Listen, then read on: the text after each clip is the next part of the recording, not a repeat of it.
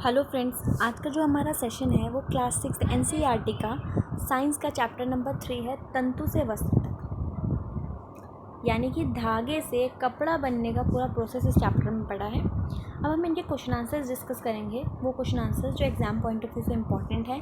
Second, जो आपके chapter के एंड में दिए हुए होते हैं, ठीक है। आंसर्स भी डिस्कस करेंगे साथ ही साथ।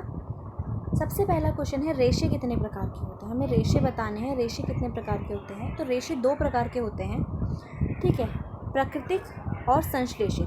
प्राकृतिक वो रेशे होते हैं जो हमें नेचर से मिलते हैं, ठीक है, हम उन्हें खुद नहीं बनाते या उसमें मानव का कोई रोल ही नहीं होता, कोई ह्यूमन रोल नहीं होता, वो सिर्फ हमें डायरेक्टली प्रकृति से मिलते हैं। जैसे कि भेड़ से मिलता है, रेशा ही तो होता है, ऊन मिलता है ना।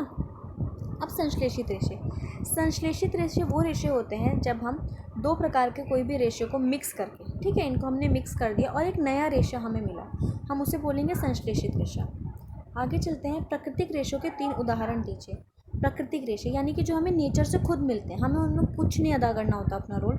वो है ऊन, भेड़ से मिलता है, रुई मिलती है, और रेशम का कीड़ा होता है, उससे हमें रेशम मिलता है, ठीक है। कपास जो होती है यानी कि जो कॉटन रुई होती है, रुई हमें मिलती है रुई के पौधे से। ऑफ कोर्स जो रुई का कॉटन का पौधा होता है, कपास की जो खेती होती है उससे हमें कपास मिलती है। और ऊन जो भेड़ वगैरह होता है या बकरा भी एक नस्ल होती है ऐसी, जिससे हमें ऊन मिलता है। संश्लेषित रेशों के 4 उदाहरण दीजिए। प्राकृतिक रेशे हो गए संश्लेषित रेशे, रेयॉन, पॉलिएस्टर, टेरिकॉट और नायलॉन। ये जो 4 तरह के संश्लेषित रेशे हैं ना, ये किसी ना किसी रेशे को मिक्स करके बनाए जाते हैं। आगे पढ़ेंगे हम कि कौन कौन से रेशों को मिक्स करके कौन कौन से नए धागे बनाए जाते हैं। प्राकृतिक तंतु किसे कहते हैं? देखिए, कुछ वस्त्रों जैसे सूती, जूट, रेशम, ऊन, ये सब, ठीक है, प्राकृतिक तंतु हैं।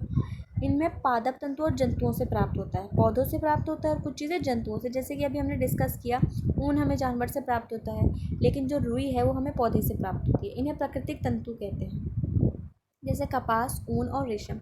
संश्लेषित तंतु वो होते हैं जैसे कि रासायनिक पदार्थों से निर्मित किए जाते हैं, पॉलिएस्टर, नायलॉन, एक्रिलिक। मतलब हम ही मिलाकर, हम ह्यूमन बींग्स का उसमें रोल होता है, हम ही कुछ अलग अलग तंतुओं को मिलाकर एक नई चीज़ बना लेते हैं, जिसे हम संश्लेषित तंतु बोलते हैं। कपास ओंटना किसे बोलते हैं? कपास हमने रुई को बोल दिया, अब उसे ओंटने का क्या मतलब है? तो देखिए, जब बीज होते हैं ना कपास के, रुई कॉटन के जो बीज होते हैं, जब उससे हम पौधे से, ये पौधा है, इसमें कॉटन लगी हुई है, ठीक है, इससे जब हमने रुई को अलग किया, ठीक है, तो उसे हम क्या बोलते हैं? कपास ओंटना। अब कताई किसे बोलते हैं? देखिए, जो रेशा है, ये रेशा है, ठीक है, रेशा हमें मिल गया, हमने भेड़ के बाल निकाल लिए, उसकी स्किन निकाली, ठीक है। अब जो तागा बनेगा उससे, वो जो पूरी प्रक्रिया होती है उसे हम क्या बोलते हैं? कताई, ठीक है। तकली किसे बोलते हैं? कताई के लिए एक सरल युक्ति हस्त तकुआ का उपयोग किया जाता है, जिसे तकली बोलते हैं। जब हम कताई करते हैं ना, जैसे तंतु से धागे में बदलते हैं रेशे से, तो हम हाथ से, एक प्रोसेस होता है उसे बनाने का, उसे प्रोसेस में लाते हैं, ठीक है, उसे यूज़ करते हैं हाथ से, तो उसे हम हस्त तकुआ बोलते हैं। हाथ से उपयोग होने वाली कताई युक्ति का नाम बताइए। चरखा, आपने बहुत सुना होगा कि जो महात्मा गांधी थे बहुत फेमस थे चरखे के लिए, ठीक है, वो खुद अपने लिए कपड़ा बनाते थे, तो वो हाथ से चरखे में कपड़ों को कताई करते थे, यानी कि धागा बनाते थे, तो उसे हम कताई बोलते हैं। बुनाई किसे कहते हैं? तागों व 2 सेटों को आपस में व्यवस्थित करके वस्त्र बनाने की जो प्रक्रिया होती है उसे हम बुनाई बोलते हैं। आपने देखा होगा आपके घर में दादी या नानी, फिर कभी कभी बच्चों की मदर्स भी सलाइयों से, ठीक है, ऊन का गोला लेकर स्वेटर बुनती है, ठीक है, इस तरीके से स्वेटर बुनती है ना, तो उसे हम क्या बोलते हैं? बुनाई। आप बोलते हो ना बुनना। फ्रेलेक्स क्या है? फ्रेलेक्स एक तरह का पादप है जिसे प्राकृतिक तंतु प्राप्त होता है।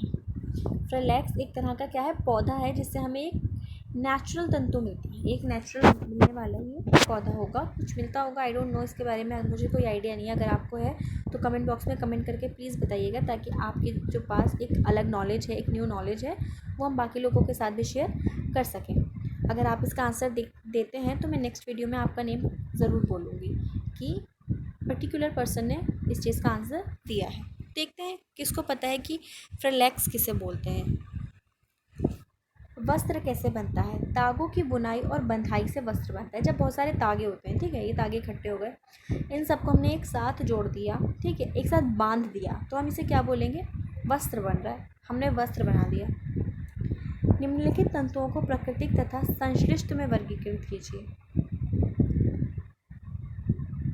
देखिए, नायलॉन, ऊन, रुई, रेशम, पॉलिस्टर और पटसन, ये सारे अलग अलग हमें क्या दिए गए, तंतु दिए गए हैं। अब हमें क्या बनाना है, प्राकृतिक और संश्लेषित, यानी कि जो हमने खुद बनाए हैं दो चीज़ों को ऐड करके, और जो हमें नेचर से मिले।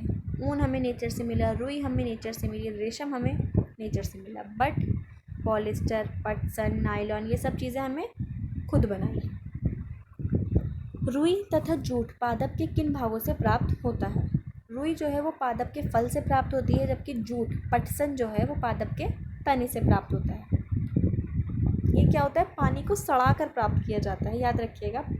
जो पटसन होता है वो पौधे के तने से हमें मिलता है और पानी को सड़ा कर प्राप्त किया जाता है। नारियल तंतु से बनने वाली दो वस्तुओं के नाम लिखिए। जो नारियल होता है ना, आपने देखा होगा नारियल, उसमें अजीब से थोड़ी सी ना धागे धागे से होते हैं, थोड़े कड़क कड़क से, उससे नारियल की रस्सी बनती है और नारियल का पैदान बनता है। आज के सेशन का लास्ट क्वेश्चन है हमारा क्वेश्चन नंबर 16। तंतुओं से तागा निर्मित करने की प्रक्रिया स्पष्ट कीजिए। रेशों से तागा बनाने की प्रक्रिया को कताई कहते हैं। इस प्रक्रिया में रुई के एक पुंज से रेशे को खींचकर ऐंठते हैं। ऐसा करने से रेशे आसपास आ जाते हैं, तागा बन जाता है, जिसके लिए तकली या चरखे का उपयोग किया जाता है। तागा बनाने के लिए रेशे से चरखे का यूज़ करते हैं। चरखा महात्मा गांधी जी के टाइम से बहुत ज़्यादा फेमस हो गया, सभी लोग चरखे से बहुत अच्छी तरह से वाकिफ़ होंगे। ठीक है, तो इसी प्रक्रिया को, जो रेशे से तागा बनता है, उसे हम कताई बोलते हैं। कताई चरखे से की जाती है। आई होप आपका आज का सेशन आपको पसंद आया होगा। सभी आंसर्स आपको इजीली समझ आए होंगे, एक्सप्लेनेशन भी आपको समझ आई होगी। अगर आपको कुछ समझ नहीं आता तो आप कमेंट बॉक्स में कमेंट करके पूछ सकते हैं। अगर सेशन अच्छा लगा हो तो वीडियो को लाइक और शेयर ज़रूर कीजिएगा अपनी बाकी फ्रेंड्स के साथ, ताकि वो भी आंसर्स को देख के उसे समझ सकें। चैनल को सब्सक्राइब करना मत भूलिएगा। Thank you.